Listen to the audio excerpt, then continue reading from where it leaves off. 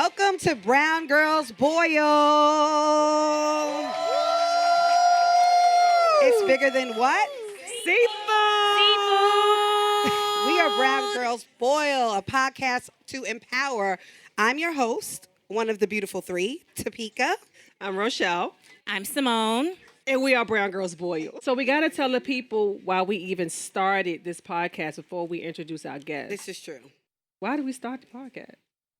Well, no, I didn't really, because we have a love for seafood. We all love crab. Yes. Especially you, right? I don't especially know. me. And my thing is that I'm B blood type. I'm not even supposed to be eating crab. I'm not even supposed to be eating crab. Look at the girl walk through the door right now. I'm going to say, yeah, she's not supposed to be eating crab. But, you know, in my journey of eating by my blood type, that's one of the things that was really, really hard for me to kick because I grew up on crab. We sat on the porch and eat crab and drank Miller beer. That was our thing. Mm-hmm. So when we came together, I was like, okay, listen, why don't we have this this big crab fest that's coming up in June? Yes, June. Bringing crab to the city. Father's Day weekend. And we just wanted to build a following for that. And being that we love seafood so much, I thought that the podcast would be a great way for you guys to get to know us and us to get to know you. Yeah, it was super dope. And I fell in love with crabs when I went to college in Baltimore. So Maryland crabs, understanding crabs, and then we were just talking about it. And I was like, I want to have a crab spot in New York. This was like a dream from years ago. And as we move forward and talk about the podcast, and you'll understand how I ended up back at this journey again, which is exciting. But super excited because we get to bring loves of not only seafood, but each other, right? Because so often you don't see where it's powerful, beautiful, alpha type females being able to come together and really do something powerful. So often we look at each other as competition instead of collaboration. And part of what we're doing is showing that you can be dope in your own right and also help to empower other women to be dope too. Yeah. Absolutely. And this is the year of collaborations and making money together, building businesses together. So why not 2020? Brown Girls Absolutely. Boil. And my love for seafood, even though I've been born and raised in New York, but my family is from the South. My dad is from South Carolina. My mom is from Savannah, Georgia. Whoa, you country. Tonight. Some kind of country. You like country. And you know, my dad, he used to always take me to this man in Harlem named Robbie Lee. I don't know in if front of anyone Harlem knows Hospital? him. On Lenox Avenue, 138th Street. He used to have the big pot with the crabs. He had the clams on the tray, 50 cents, crab. And I used to get busy. Right, Daddy? Exactly. So I love crabs. Crabs is fellowship down south. That's what we do. You know, we eat crabs, we drink liquor, beer, and we have a good time. And that's it. And that's what it's about. Yeah, absolutely. Oh, yeah, we have to give it up to our parents who are here. Yes. Right? Yeah. Come on, you got to do better for that for the parents. You know what it took to bring them out tonight. Right, the squad is in the building. In the rain, right. Right. So we need to introduce our guest. Yeah, we need to introduce our guest. Or actually, she has no introduction. Doesn't. Jelaminah. Yes. Bad girl. Beautiful Bad Girls girl. Club. Do y'all remember her from the Bad Girls Club? I know. It's so funny. My mom and I used to watch the Bad Girls Club all the time. Really? What? My mom loves Bad Hey, Girls. mama. Yeah. See? So my name's Jayla. I was on Bad Girls Club. I'm a fashion designer. I'm a model, an actress. I moved to New York to pursue my true passions and God-given talents and dreams. So that is why I'm here. Where you I'm from Atlanta, Georgia. Ooh, the Yeah, so A. I'm a true Southern belle. I'm in every way that you can think of, whatever the stereotype is. I'm a true Southern woman to the core of my being, and I embrace it and I love it so very much. But I'm also loving and embracing my entire journey and being in New York and the difference, the culture, and just everything that comes along with it on a day-to-day basis. All right, Jayla. So, yeah, Well, we do. welcome you, Jayla. Woo, to Jayla. And I live in Harlem, so I'm kind of like a Harlem kind of native-ish. So it's my neighborhood. No, I was told that you got to give Harlem 20 years before you can claim it. I'm gonna give him a look. I gave him 6 months. 6 months. Well, I think let's start by describe being a Southern Belle, because you said that, Southern Belle is a stereotype. Now, So I would say like a Southern Belle is like we come off we're very sweet. We can be very assertive women. We have very down home morals and values. Yes, ma'am, no, ma'am. We're all about like cooking more so at home a lot of days out of the week, taking care of home, and just being very respectful, educated women, like very well spoken and being very sure of who we are. And I really take pride in so that. how did that lead you to the Bad Girls Club? Because it seems like two completely different narratives, being a Southern Belle, respectful, and then just Bad Girls Club. And I don't see that. When I first met you, I didn't even see that. What, Southern Belle or Bad Girl? Bad girl. Okay. Because she's so sweet and nice, and her demeanor is so, kind and forgiving. Yeah, and I saw her the first time you did her hair. Yes. Yeah. Well, okay, so the reason why, honestly, I never ever wanted to audition for the Bad Girls Club. But I was working in corporate America, and in all honesty, I got fired from my job. I had been working for this company for like three and a half years, something crazy like that. And then I got fired from my job very unexpectedly. And I went back to college to pursue my degree in accounting. I was going to Texas Southern University. Shout out to anyone that ever went to an HBCU. And so when I was going to TSU, the thing, it just kept coming on the radio. There was like, oh, the audition is coming up at this, local bar or what have you. And so all my friends was like, Jayla, you need an audition. I was like, I'm not finna audition for that. Spinner. Because like at that point I was 24. I was about to be 25. And I had already come to terms with who I was as a woman or a young woman. And I had already started working on my baggage, the things that I had been through in my childhood, what my parents did or didn't do, and how it affected me in my life. And so I had already started working on that part of me. And so I was like, nah, maybe a few years ago, yeah, but whatever. And then so while I was in school, I was used to making a certain amount of money because I had a corporate job. And so being in college, you get like a refund check, and like I was getting unemployment, but I wasn't getting I didn't get a refund check. And so you can only live so much off of like unemployment. It's enough, but it really ain't enough, especially when you're used to a salary position. And so for me, when I found out that my tuition wasn't being paid for the semester and that I wasn't getting a refund check, I was like, can I cuss? Yeah, you can cuss. I was like, oh shit, what am I gonna do? I had moved back home with my mom. I had just got a new car, and I was just like, oh my God, what am I gonna do? And so my mom has always poured into me. She's always told me, take every opportunity that comes at your disposal, live the life that you want to live, and don't do it based on the status quo of the rest of the world. Don't try to live according to the rest of the world. And so my mom, ever since I was a kid, she always told me, you are big, you are awesome, you're going to be on TV, you're going to be amazing, I see you being a big actress. She always poured that into me.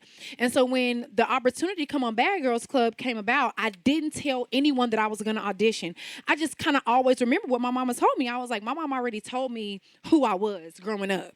So I didn't have to re-question that, or I didn't need reassurance from anybody else. I literally, the morning of it, I remember like it was yesterday, it was a Sunday morning. It might have been a Saturday. It was a weekend morning. And I lived with my aunt at the time, and she was getting ready to go to the mosque. And so she asked me, she was like, are you coming to the mosque with me? Because I was getting dressed too. And I was like, oh no, I got something I got to go take care of. I had already printed out the application. I had all of my stuff ready to go, but I'm a firm believer that whenever you're working on something, or when you want something to come to pass, you don't share it with other people. You go and you do it. And then when it's signed, sealed, and delivered, then you share the blessing with other people. And so I got up, got real cute. I had on an all-white outfit, red lipstick, hair parted to the side. I was just looking real cute. And so my aunt, she asked, she was like, you coming with me? I was like, no, I got something to take care of. And so on the way there, my homegirl called me. She was like, bitch, the audition is there. You going? I was like, nah, girl, I don't know. I was like, probably not. I think I'm going to just chill. So I'm pulling up. I'm parking or whatever, and I'm just praying to God. I'm like, Lord, if this is for me, just open all of the doors. If there's a no, turn it into a yes. If there's any negative energy, turn it into positive energy. Wherever there may be doubt, rearrange the energy and just let it work into my favor if this is for me. And I took that as my opportunity because I was 24, I didn't have any kids, I was single, and I didn't have anything to lose. And I was like, why not? And so that is what led me to audition for Bad Girls Club. It was just because I was in a vulnerable place in my life and I had lost so many things. And in my mind, I had hit what I considered to be rock bottom at the time, even though it wasn't typically rock bottom for maybe what someone else would consider. But for me, that is what I had considered at that time to be rock bottom for me. And so I said, fuck it. And I auditioned and I did it. And I was fan favorite on my season and people know me now. They know you. Definitely. Yes. Yes, for sure. I definitely. I did it. I did it. And it opened so many doors for me. And I'm forever grateful, even though like I didn't stay on the show to the very end. And, you know, a lot of things happened while I was there. It was definitely a learning process for me. And it opened my eyes up because like my mom always raised me with a good heart and to, you know, not be malicious or, you know, envious of other people. And so when you go into an environment where you're living with 6 or 7 other females and we're all from different realities, everyone's reality isn't yours. And perception is reality and we're all raised different. And I was put in a house with a lot of other women that weren't from the same reality that I was from and that weren't the same age as me and hadn't worked as hard as I had to or had the things that I had or, you know, been brought up the way that I had been brought up. But when you're brought up and your parents don't speak negatively into you or don't pour hate into you. My mom never poured hate into me. And so when you're around people that have been, or like my mom likes to say, that have a poverty and a lack mentality, it's hard for you to resonate with that. It's hard for you to empathize with that, or it's hard for you to get on the same page with that. And so it caught me very blindsided. And so with that being said, it taught me to always be on my P's and Q's and to always be very aware of my surroundings. And even in the moments where you're the most comfortable, don't be comfortable. Always watch your back. And it is what it is. But it was a cool experience for what it was. And I appreciate production and the network for giving me the opportunity to showcase my talents and to make a name for myself on a world scale and just to, you know, get myself out there for what it was. But yeah. Congratulations. Yeah. Thank you. Yes, definitely. Because a lot of people are not willing to do what they got to do to get what they got to get. Right. They keep doing the same thing over and over, expecting a different result. So true. Which that's impossible. Right. So true. Absolutely. Yeah, I'm proud of you, Jayla. Thank you. That's it, right? So, Oh, Yeah, just to add on what you said that really resonated me, just taking an opportunity or knowing what you wanted and actually going after it, how important that is. We were talking and I shared an experience that I had this past week. I was in Necker Island, which is Richard Branson's island. And for those who know who Richard Branson is, he owns Virgin Unite. And so he owns Virgin Unite. He built this airline 36 years ago because he wanted to fly. But he was dyslexic. He didn't finish high school, and he did this. Then he wanted to go to outer space, and he built a space shuttle. And so for me, being in a space with all of these brilliant people, very wealthy people, but understanding that they dared to dream and actually stepped out on their dream, and some of them came from even more humble beginnings than I had myself, allowed me to understand the difference between the haves and the have-nots, right? And a lot of time, it's just based on, to your point, the lack of limitation mentality, how we get there, how we take each experience and use that to take us to the next level, how we don't blame the things that happened in our past to actually stagnate us, and how we use those things to empower us to move forward. And then how do we align ourselves with different people that actually help us to get to those next levels in our lives? So like setting realistic goals, and realistic for some people maybe, like I have a mentee who's like, I want to have $100,000 in my account. That's realistic for her. I want 100 million in mine. That's realistic for me. But it doesn't mean that someone who I'm working with or working beside, that their goal is less than mine or mine is higher than theirs, right? It's just where we are and what we want, and we should empower each other to be able to get there together. yeah. Right, that's very true. absolutely. And like one thing that I'm a firm believer in, because, you know, a lot of people have done Bad Girls Club or, other reality shows. And they either did it before me, during me, or after me. And we're all in different places in our lives. And one thing that I can say is I don't mind taking the road less traveled. And I don't mind working a little bit harder to get where I got to get to, because one thing that I'm never going to do is I'm never going to compromise my morals. And I'm never going to put my self-worth on a platter and let it have a price tag attached to it, because at the end of the day, I have to look at me in the mirror and be satisfied or come to terms with the decisions that I've made and the things that I've done. And I'm not willing to do certain things in order to get certain places in life if that means that it's going to get me there faster. If that means it takes me a little bit longer to get where I got to get to because I had a little bit more self-respect, or because, I valued myself a little bit more, I'm fine with that, because at the end of the day, the only person that I'm answering to is me and God. True. And God knows my heart, and he knows what he set out for me on this journey, and he knows the test that he put in front of me, and it's up to me to pass the test to satisfy him, not man. True. So I'm fine with where I am and everything that I've done and everything that I'm doing, because I know at the end of the day, when I go home at night and I lay in my bed, I'm satisfied with me, and I know that God is satisfied with me, and I know that when I get to where I'm going to get to, the reward is going to be so much sweeter, because I diligently worked hard and I earned it, and no one gave it to me, and I didn't have to do anything or sell my soul to get there. Amen to you.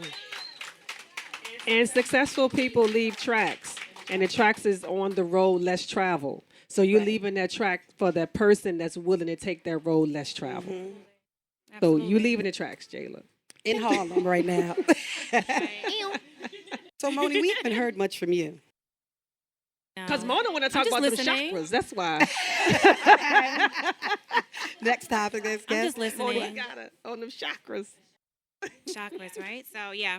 So I know you're into chakras. And Rochelle told me that that's your thing, and that's what you're into. So for the people here who don't know what chakras are and what they mean, can you give us a brief description of what they are, the meaning, and the 7 chakras, and how they're associated with the body? Yes. Okay. So, just to give you my background on energy. So when I graduated high school in 2008, and the summer that I graduated from high school, my aunt taught me how to meditate. She taught me how to balance my chakras. She taught me how to manifest and use affirmations purposely to get the results that I was looking for, and how to use creative visualizations, and how to speak life over myself, and the true meaning of the power of the tongue. So what are chakras, though? Right, so that it goes in alignment with that. So basically, chakras are the 7 main energy centers in your body. And so a lot of times, if you're on the internet, you'll see diagrams of the spine, and you'll see 7 different colors, and they pretty much go in alignment with the rainbow. So if you think about the rainbow, the bottom color is red, then it's orange, then it's yellow, then it's green, and then it's blue, and then it's indigo, and it's purple. Violet. Or whatever. Same thing. Roy G. Biv. And so violet. And so basically the bottom chakra is your root chakra. And that's where your stability comes from. And so that represents your bones and your teeth, your home life, or anything that creates stability for you. It's all of the colors that are red, burgundy, brown, and it also is associated with your blood. The next chakra is your sacral chakra. And so your sacral chakra pretty much controls your, that's your sexual energy. And that color is represented with the color orange. And then so the next chakra is your solar plexus, which control your bladder, your liver, and things like that. So a lot of times, for me, if someone is mad or angry, that's associated with your solar plexus. It's called the seat of anger. And so if you ever notice that when people are really angry or quote unquote pissed off, they pee a lot, because that chakra is right there. If you ever notice when people are pissed off or pissed, they have to pee. So Lucy, you pissed all. I don't know. Lucy must be pissed all the time. Lucy. Or like if you ever, Shout out to Lucy. Juicy or Lucy. if you ever notice that when people have a lot of anger issues, they drink. And the reason, if you ever notice that when people have a lot of unresolved anger issues, they cope with overly drinking because drinking, when you drink, it goes into your liver and it affects your kidneys, and those organs are directly affected by your solar plexus, which are the seat of anger. Or even going back to your sacral chakra, if you ever notice that if a person is out of alignment with anything dealing with their sexual energy or anything dealing with the reproductive organs, there's always something that's out of alignment, whether it's a male or female. Male may end up with prostate cancer, women may end up with uterine cancer or fibroids, can't carry a baby, different things like that. So those are telltale signs, or let's just say, like, for instance, I broke my arm one year. That's how I knew that my root chakra wasn't balanced, because I was out of alignment with my stability. And if I think back to what was going on in my life at that time, I can honestly say, like, oh yeah, I wasn't stable at that time and things were a little shaky for me. And then so your next chakra is your heart chakra, which is represented with the color green or the color pink, because this is the center of love. And those organs are protected by the rib cage. So that's your heart and your lungs. And if you ever notice, people that smoke a lot of cigarettes or that end up with like heart disease or things like that, like their heart chakra is out of balance because they're not open to giving and receiving love. And then so your next chakra is blue. It's your throat chakra. A lot of people that have very active throat chakras they're able to sing because their throat chakra is very active. Or some people are overly expressive. Or and what if else you they can do? People can do other stuff with their throats when they over. Right. But I'm not playing with you today. I'm saying, you said be transparent and real. I was thinking it. That's what. But listen, so This show is about doing what people are thinking. They're thinking that. Won't y'all thinking I that? was thinking it. Right. So if you because of your chakras can be intertwined with each other. And so, like, a way that you'll know, like, for instance, have you ever been in an argument with someone and not said something and felt a knot in your throat? Yeah. That's because your throat chakra is your area that controls your self-expression. So when we don't speak up for ourselves, you can feel the tightness in your throat when someone is saying something that you don't agree with. You can feel the knot in your throat. You can feel the tightness. You can feel the bubble. Or you can feel the frog in your throat. You can feel it. Right. And then when you speak up for yourself, or when you express yourself, you can feel it go away. Yes. Absolutely. So that's how you will know, like, if you're in alignment or if that chakra is or isn't balanced. And then so the next chakra is your third eye. And I know that, with new age philosophy and things like that, you hear a lot of people talking about, oh yeah, my third eye, my third eye, my third eye. You have two eyes that you see with, and then you have one eye that you vision with. And this goes in direct alignment with your intuition. And your intuition is also connected to your gut. And a lot of times God will put something on your heart and you won't listen to what's in your gut or what is directly hitting your quote unquote spirit because it's in your third eye. It's right here. And so this is where you get a lot of your messages from God from spirit. Spirit will come to you a lot of times, whether you're awake or whether you're asleep, and give you certain messages or energies or things that you need to pay attention to. And when you don't, you're out of alignment with it. And so, God said, don't date him. Don't go out with him. Right. And our gut be like, do it, girl. Right. And then Do it. Is it the gut chakra? Which chakra is that? The chakras be It's not the gut chakra. And you don't listen. Right. And then so like the last chakra is your crown chakra. And your crown chakra is purple or violet. And if you ever notice that when you go into churches or very spiritual places, a lot of them have the colors of purple or gold. And the reason why is because purple is purple has the highest frequency of a color that the eye can recognize. And that's your crown chakra. And so that's why, and it also represents royalty. And so that's why when you go into like churches and spiritual, places or whatever, you see the colors purple and gold. And if you ever notice that when babies are born, they have a soft spot because they are still in direct alignment with God. Their crown chakra is still open. And that's why they always say you can't fool babies and animals, or babies and dogs, or however the saying goes, because babies aren't crazy. They just came from with God. They was just sitting right there with him. And so a lot of times, like if a person's energy is off or what have you, like children won't be receptive to you because they know something is off. Yes. Or if you ever notice that when you go to like church or whatever, or when a lot of people are getting like baptized or whatever, they always touch the top of your head and they always touch your third eye. Do they not? They do. They do. Okay. They do. Every time. I'm just saying. No, Jayla, that was a great description of the chakras. Very good. So we want a fun fact about Jayla before we go. A fun fact. Okay, so a fun fact about me. It's so many, but okay. So a lot of people that know me or that don't, for people that don't know me, I've been wearing white nude cream for 7 years every single day. So every day I try to wear white every single day, but like if I'm feeling like lazy, like today is like a cheat day for me. So I have on nude or like cream-ish or whatever, but those are the only colors that I wear. And why?